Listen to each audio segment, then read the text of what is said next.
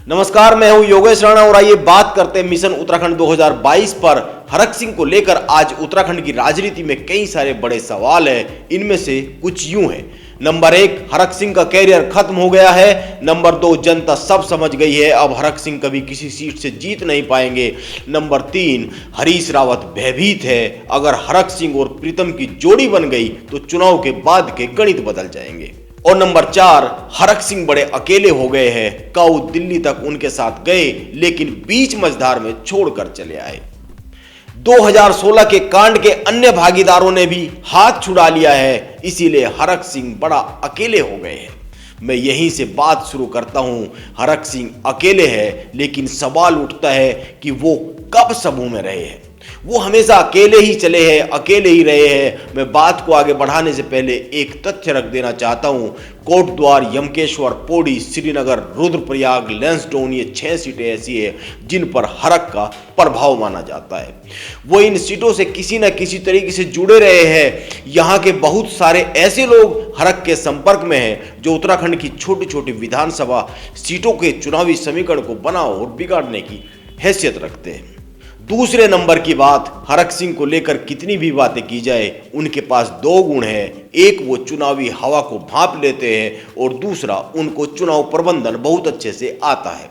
इसका जीता जागता प्रमाण यह है कि वो कभी चुनाव नहीं हारे हैं, भले ही किसी भी पार्टी के भीतर रहे हो। एक बात पर और भी अधिक ध्यान देने की जरूरत है और वह यह है कि कभी हारे नहीं है, यह एक सच्चाई है। लेकिन दूसरी सच्चाई यह है कि वो अलग अलग पार्टियों से जीतते रहे हैं।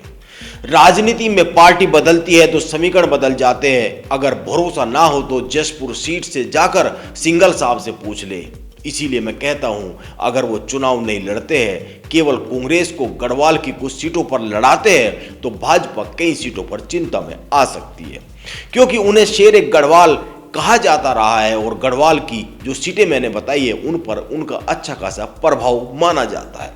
हरक सिंह को चुनाव प्रबंधन आता है और चुनाव प्रबंधन भी उस तरह का जो किसी पार्टी के साथ मिलकर नहीं, अपनी टीम के सहारे किया जाता है। क्योंकि जो लोग यह कहते हैं कि सीट बदल बदल कर जीतते गए हैं, उनके लिए एक सवाल यह भी है कि जब भी कोई नेता कोई सीट बदलता है तो वहां पर पहले से जमी जमाए लोबी उसके विरोध में खड़ी हो जाती है, इसीलिए उनसे पार पाना भी पड़ता है।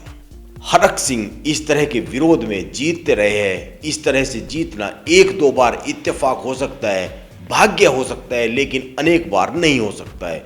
और ध्यान में यह भी रखना चाहिए कि हरक सिंह अभी तक 9 बार मंत्री रह चुके हैं। अब 2 बातों पर और गौर कर लेना चाहिए। नंबर 1, भाजपा में हरक सिंह रावत 2 टिकट मांग रहे थे। उत्तर प्रदेश में रीता बहुगुणा भी मांग रही है और इस्तीफे की धमकी दे रही है। और आखिर में यह जान ले कि अगर हरक सिंह रावत इतने ही चुक गए हैं तो हरीश रावत को क्यों पसीना आया हुआ है उनको कांग्रेस में शामिल करने को लेकर। राजनीति में अवसरवादियों का कोई हरक पहला और आखिरी उदाहरण नहीं है। यानी साफ साफ है कि हरीश रावत किसी न किसी बात को लेकर चिंतित है और यह चिंता चुनाव के बाद की स्थितियों को लेकर है। यह भी स्पष्ट है, यह किसी से लुकी छिपी बात नहीं है। इसीलिए हरक से सार्वजनिक माफी की मांग करने वाले हरीश रावत उनके 100 बार माफी मांगने पर भी चुप है और खुद को हरक की कांग्रेस में वापसी के निर्णय से अलग बता रहे हैं। इसीलिए मैं कह रहा हूं कि हरक सिंह रावत आज अकेले है, इसलिए ज्यादा खतरनाक है, क्योंकि उनकी राजनीति शुरू ही हरक से होती है और खत्म भी हरक पर ही होती है। अब देखते हैं 2022 की इस जंग में हरक सिंह रावत कितना बड़ा फैक्टर बनकर उभरते हैं या फिर जीरो हो जाते हैं। नमस्कार, आप बने रहे मेरे साथ।